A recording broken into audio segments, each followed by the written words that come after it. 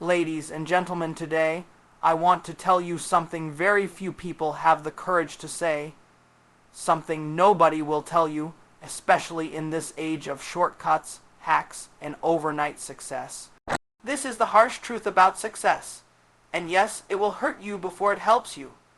When you begin your journey towards success, the world doesn't clap for you. It doesn't welcome you with open arms. In fact, success does something very different. It laughs at you **. And if you're not strong enough to keep walking while the world is laughing, you will stop before you ever arrive. I've seen it happen too many times. People with talent, people with dreams, people with good ideas. They get laughed at and they give up. Why? Because nobody warned them. Nobody told them the truth. **, in the beginning, success will make you look like a fool. **, when I first shared my vision for Alibaba, people thought I was joking. They said, "Jack, you're just an English teacher. You don't know anything about the internet. You don't even know how to write code." And they were right. I didn't know how to code. I didn't have a tech background. I didn't have connections in Silicon Valley. But I had something they didn't. I had belief. I had the ability to see a future nobody else could see. That belief made me dangerous, not because I had power, but because I had nothing to lose. And when you have nothing to lose and everything to prove, you become powerful in a different way. But let me tell you the truth. Belief alone is not enough. Because belief gets tested. When we launched Alibaba, we had no revenue for the first 3 years. Imagine running a business where you're not making money for 36 months. Every day, people doubted us. They said we would fail. They said it's impossible for a Chinese company to compete with the big global players. They mocked our office, our website, even our accents. And worst of all, some of them were our own friends and family. It's painful when strangers laugh at you, but it's heartbreaking when people close to you do it. That's the point where most people give up. That's the moment when success separates the serious from the dreamers. Because success, **, deliberately hides behind failure, **, and only those who are willing to walk through that fog of rejection can find it. Everyone says they want to be successful, but not everyone is willing to be misunderstood, criticized, and ignored for years. Not everyone is willing to fail in public. Not everyone is willing to look stupid and keep going. Most people are addicted to approval. They want everyone to like them. They want support. They want recognition. But the truth is, at the beginning of any bold mission, **, you don't get applause. You get silence or mockery, **. That's the price of ambition. You must be willing to work hard with no recognition, build with no praise, and climb with no one cheering. You must clap for yourself when no one else will. And if you can't do that, if you need motivation every day, you won't survive the grind. I remember nights when my team and I sat together and said, "Are we wrong? We had no money. Investors didn't believe in us. Customers were not coming, and we were losing sleep, losing health, losing relationships." But every time we wanted to quit, we remembered one thing: if we stop now, we will become like the others who stopped. If we continue, maybe, just maybe, we can build something that matters. So we laughed back at failure. We kept building when nobody was watching. We celebrated small wins when no one else cared. We kept moving forward with tired eyes and heavy hearts. Because we understood the game, we knew that ** success is not for those who want comfort. It's for those who are willing to look foolish and keep walking anyway, **. Today, when people see Alibaba, they see success. They see numbers, headlines, speeches, but what they don't see is the early version, the ignored, ridiculed, doubted version. And that's the version I am most proud of, because that version passed the test. It walked through the fire. And that's what I want for you. If you're starting something and nobody believes in you, that's okay. If people laugh at your dream, that's good. If you're failing and falling and doubting yourself, that means you're exactly where you should be. Because that's what the beginning of success feels like. Not applause, not fame, not respect, but doubt, rejection, laughter. So what will you do? Will you stop because people don't believe in you? Or will you keep going until they have no choice but to believe? The world laughs first and claps later. Your job is to last long enough to hear both. And if you do, that laughter, that pain will become your greatest story. In life, everybody wants the sweet. They want the rewards, the success, the applause, the comfort, and the recognition. But very few are willing to eat the bitter first. In Chinese, we have a saying, asterisk asterisk, kai ku, eat bitterness. Asterisk asterisk, this is not just a phrase, it's a way of life. It means enduring pain, hardship, struggle, and discomfort today for the sake of something greater tomorrow. The problem is, in this generation, people want fast results. They want easy wins. They want success without sacrifice. And that's not how the world works. That's not how life rewards you. When I was young, I ate more bitterness than I can even describe. I failed again and again. I failed my exams in school. I was rejected from dozens of jobs. Even KFC didn't hire me. When I told people about my dreams, they smiled politely, but I could see it in their eyes. They didn't believe in me. They thought I was chasing an illusion. I wanted to cry, I wanted to scream, I wanted to give up. But I didn't. I told myself, Jack, this is bitterness. Eat it, swallow it, digest it, and one day it will make you stronger than the people who laugh at you now. Every great dream begins with suffering. Every great builder begins with loss. You cannot create something big without first breaking something inside yourself. Your pride must break, your ego must be humbled, your comfort must be destroyed. That's the process. That's the path, but most people are not taught this. They are taught that if something is hard, it's wrong. That if it hurts, you should stop. That if it's not easy, it's not meant for you. That mindset is poison. It kills dreams before they even begin. When we started Alibaba, it wasn't just hard, it was brutal.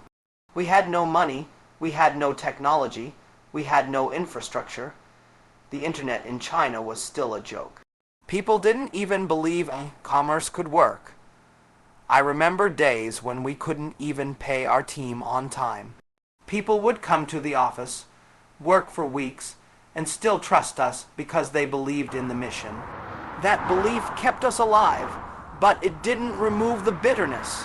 We still suffered. We still faced doubts. We still cried quietly after meetings, but here's what I learned. Asterisk asterisk pain is not the enemy asterisk asterisk. It's the teacher. Every struggle showed us something. Every failure taught us where we were weak. Every insult made our skin thicker. Every sleepless night made our spirit tougher. If we had avoided the pain, we would have avoided the growth. And without growth, you cannot handle success. Because here's the secret to success is not just about getting what you want. It's about becoming someone who can survive it. I've seen people who got success too quickly. They inherited it, or they got lucky. And do you know what happened? It destroyed them because they never learned to eat bitterness. The first time they faced resistance, they collapsed. The first time people said no, they broke down. The first time the market shifted, they gave up. Why? Because they were soft. They skipped the struggle. They never built the emotional muscle that hardship creates. That's why I say to young people, don't be afraid of suffering. Don't be afraid of rejection. Don't be afraid of slow progress. Be afraid of comfort. Be afraid of ease. Be afraid of instant results. Those are the things that make you weak. The hard path is the real path. The bitter meal is the one that will feed your soul for a lifetime. Sometimes people ask me, Jack, what was your secret?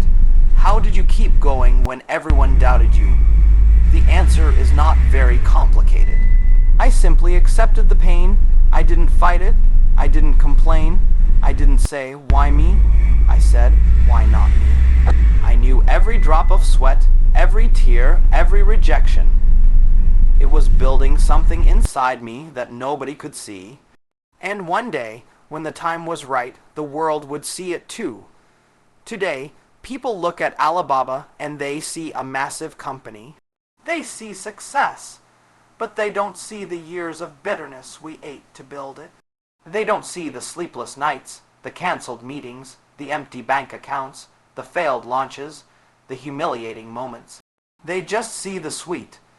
But I tell you honestly, the sweet only came because we ate the bitter first. If you're in a difficult season right now, don't run away. If you're facing pain, don't numb it. If you're tired, don't quit. Just tell yourself, asterisk, asterisk, this is the bitterness that comes before the sweetness. Asterisk, asterisk, and if I can eat it now, I'll taste a life that most people will never know. A life of strength, a life of depth, a life that was earned, not given. Success is not fair, and that's fair. This is one of the hardest truths people struggle to accept. We grow up thinking the world is supposed to reward hard work instantly, that effort should always equal results, and that the right people always win in the end. But that's not how reality works.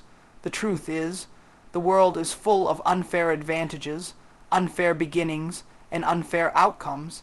Some people are born rich, while others are born in poverty.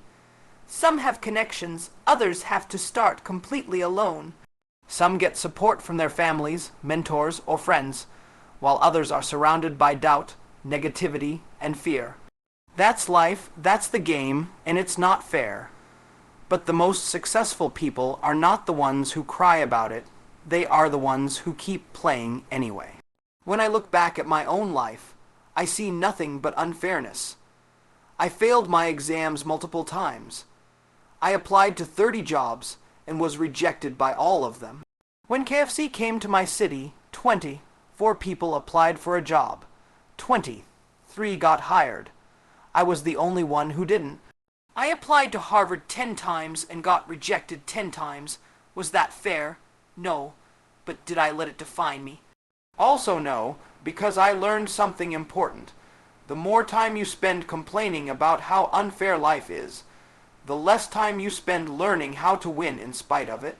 You have to make peace with the fact that success has never been fair, and it never will be. There will always be someone younger, smarter, richer, faster, more connected. But that doesn't mean you're finished. It just means you have to run your race differently, and that's where most people get stuck.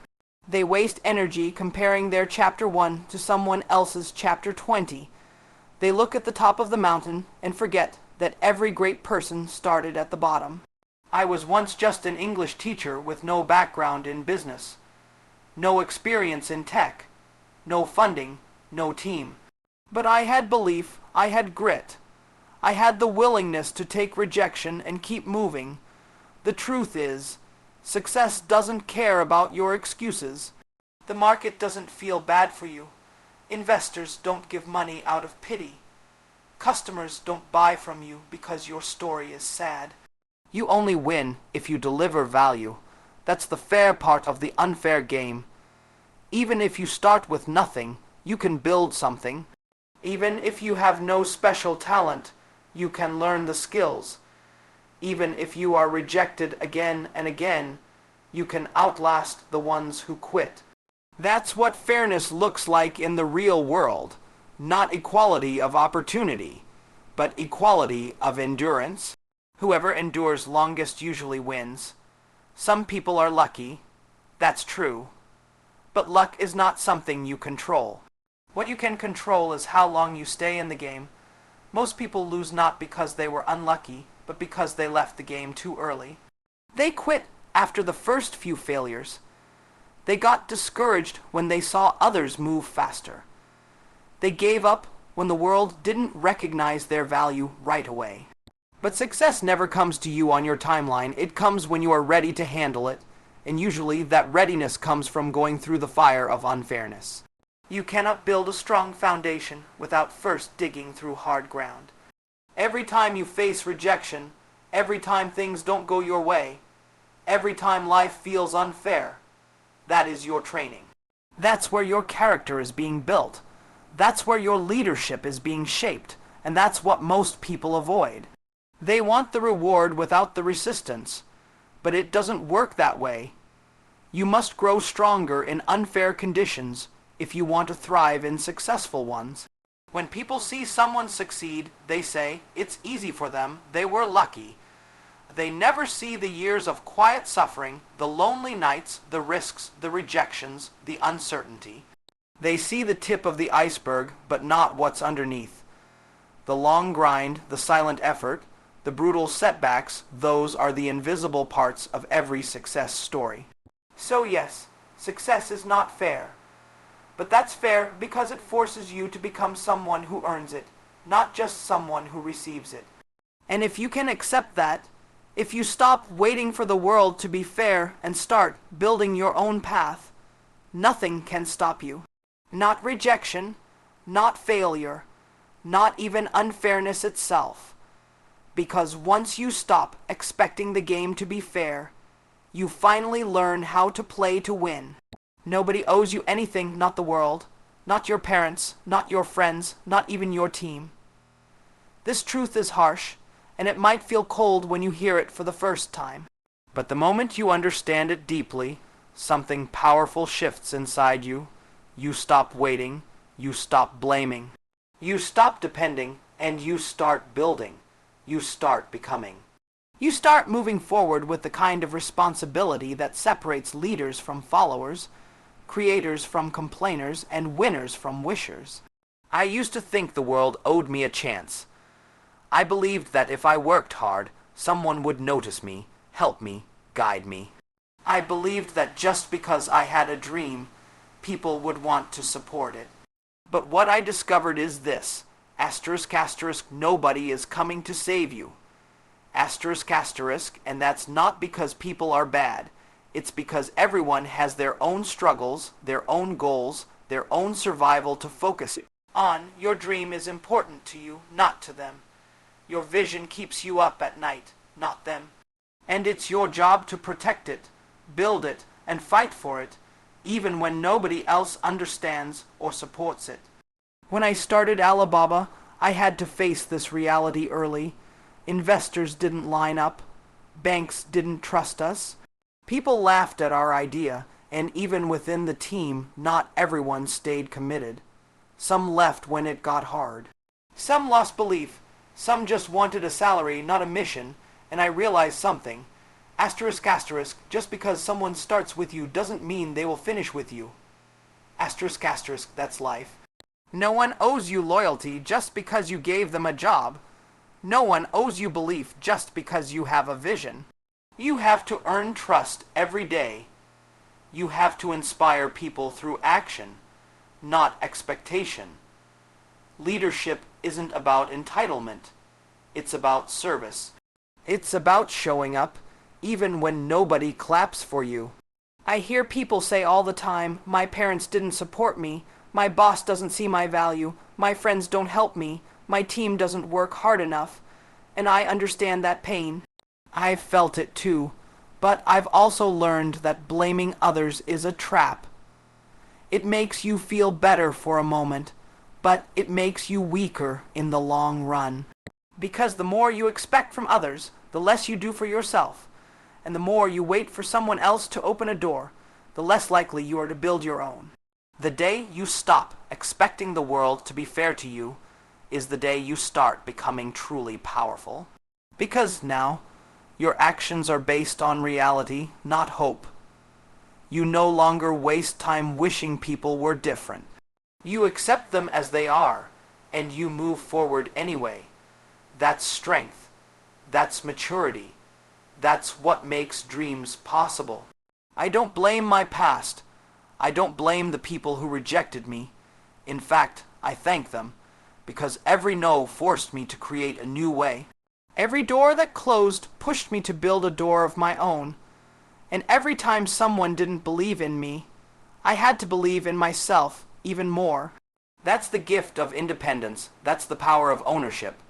When you realize no one owes you anything, you stop waiting for permission and start creating results.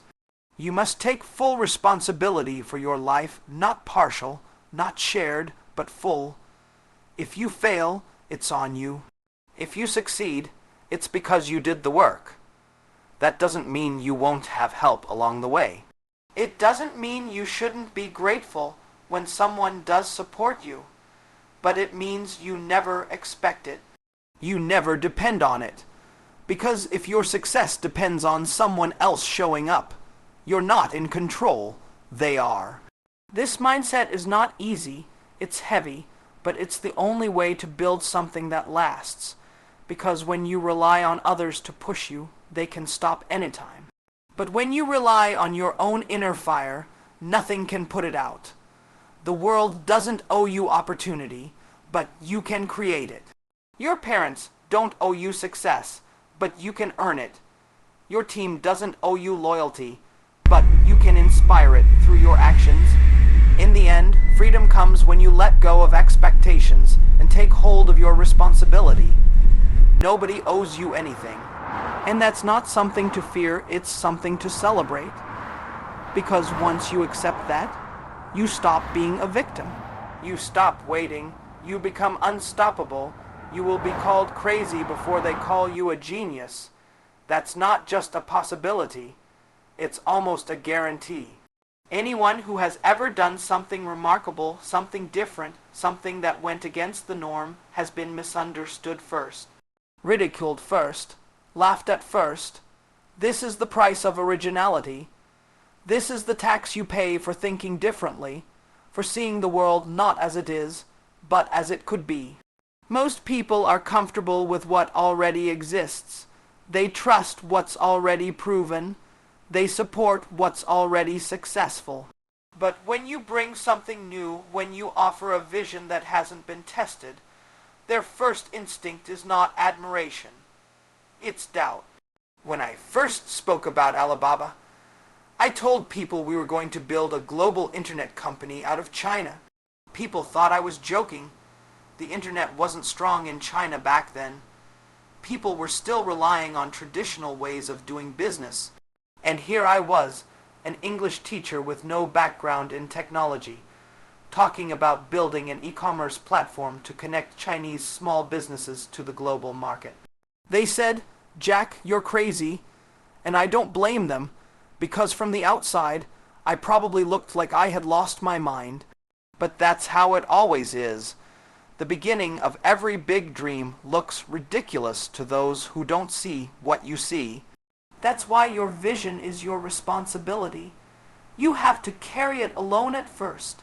You have to protect it when it's still fragile, when even you are unsure. When your results don't match your belief yet. That's the hardest part. Believing when there's nothing yet to show. Acting when the outcome is uncertain. Speaking confidently when you're surrounded by laughter, silence, or worse, pity. But this is the pattern. First they call you crazy. Then if you're persistent, they start watching. They don't say anything, but they observe. If you keep going, if you don't break, if you show small signs of progress, they become curious. And eventually, if you succeed, they rewrite history. They say, "I always knew he would make it." They say, "She was always smart, always special." The same people who once doubted you begin to admire you. But you have to walk through that valley of misunderstanding first. This is where most people give up. They want support before success. They want validation before the results. But that's not how it works. Genius is only recognized when it proves itself in the world. Before that, it looks like rebellion. It looks like foolishness. But what they call foolish is often courage. What they call crazy is vision they can't yet understand. You cannot build something great if you're afraid of looking stupid. You cannot change the world if you're constantly seeking approval. You must be willing to be laughed at, to be doubted, to be underestimated. That's the true test.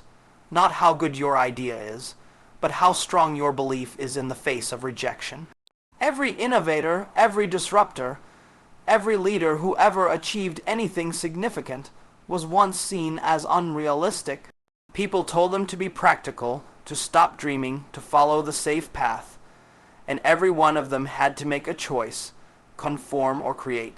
When I look back, I don't regret the times people laughed at me. I don't regret the times they said I was crazy, because those moments were the proof that I was doing something different. If everyone agrees with you from the beginning, you're probably not thinking big enough. If no one questions your vision, maybe it's not bold enough. Great ideas challenge the status quo. They break comfort zones. And that always feels threatening to those who don't want to change. So if you're being doubted right now, good. If they're laughing at your ideas better, if they're calling you crazy perfect, it means you're on the right path. Now your job is to keep going, to let your results become your response, to let time prove what words cannot. You don't need to argue. You don't need to convince everyone. Just build, just execute. Just move forward, even with shaky hands and a trembling heart. Because the day will come when the same people who called you insane will line up to take notes. The same people who mocked your vision will use your products, follow your advice, quote your words. But none of that matters unless you believe first, deeply, irrationally, stubbornly. That belief is your foundation. Hold it, guard it, walk with it through the storms. Because every genius was once just a person who refused to be normal. You don't need to be the best. You need to last the longest. This is one of the greatest truths I've learned in my journey. In a world obsessed with talent, speed, and perfection, people often forget that endurance, is more powerful than brilliance. It's not the smartest who win. It's not the most talented. It's the ones who refuse to quit, the ones who keep showing up, the ones who fall down 100 times and stand up one more time. That's what separates the ones who make it from the ones who disappear. When I started Alibaba, I was not the best. I was not a technical expert. I didn't have a background in business. I was not the fastest, not the most experienced, but I had something others didn't. I had the ability to keep going when things got hard. When people laughed at our company, when investors rejected us, when we didn't make money for years. When our ideas failed, when our employees left, when the media called us foolish, in those moments, many people would have quit. They would have said, maybe I'm not good enough. But I understood something very early. Success is not a sprint, it's a marathon. The world celebrates winners, but what it often forgets is that behind every winner is someone who simply refused to give up. The journey to success is long, and in that journey, people will drop out, not because they're not capable, but because they don't have the endurance. They can't handle the pressure, the stress, the uncertainty. They want results too fast. They want things to work right away. And when it doesn't, they stop. But the truth is, most things don't work right away. Most ideas fail in the beginning. Most projects don't gain traction. Most people won't believe in you. That's normal. That's part of the process. The people who make it are not superhuman. They're just more patient They're willing to struggle longer than others. They're willing to learn from their failures instead of running from them. They're willing to go through the boring, painful, unglamorous work every single day. That's what makes them great, not their talent, not their resources, but their consistency People often ask me, Jack, what's the secret to success? And I tell them there is no secret. There's only staying in the game longer than the others. It's easy to be excited in the beginning. Everyone is excited on day 1. But what about day 100? What about day 10? Hero 0. Can you still show up? Can you still work when no one notices you? Can you still believe when the results are slow? That's where greatness is built. In the quiet, in the repetition, in the discipline of showing up again and again and again. You don't have to be the best today. You just have to stay in long enough to become better tomorrow. Every day you keep going, you become stronger. Every challenge you face builds your resilience. Every setback you survive makes you wiser. And all of that stacks up over time. This is how I built Alibaba, not in 1 year, not with one lucky break, but by enduring, by lasting longer than the doubt, longer than the failure, longer than the rejection. We were not always the fastest growing. We were not always the most admired, but we stayed alive, and in business, sometimes survival is success. If you can stay alive long enough, eventually the world catches up to your vision. So many people quit when they are inches away from breakthrough. They don't realize how close they are because all they see is pain. But I want you to know ** pain is not the signal to stop. It's the sign that you're getting stronger. ** if it's hard, you're growing. If it's slow, you're building something real, and if you keep going, you will arrive. Maybe not in a year, maybe not in 5, but you will arrive. It's not about being the best. That's a race you'll never win. There will always be someone more talented, more skilled, more connected. But not everyone has your story. Not everyone has your heart, and not everyone will outlast you. That's your power. That's your advantage. Outlast them, outlast the doubt, outlast the pain, outlast the silence, and one day the world will call you unstoppable. Not because you were the best, but because you simply refused to stop. My friends, nobody will tell you these truths because they're not sweet. They don't sell books, but they are real. I'm not here to motivate you. I'm here to warn you that success is not beautiful at first. It's lonely. It's painful. It's full of rejection. But if you survive, if you endure, it becomes the most beautiful journey of your life. Thank you!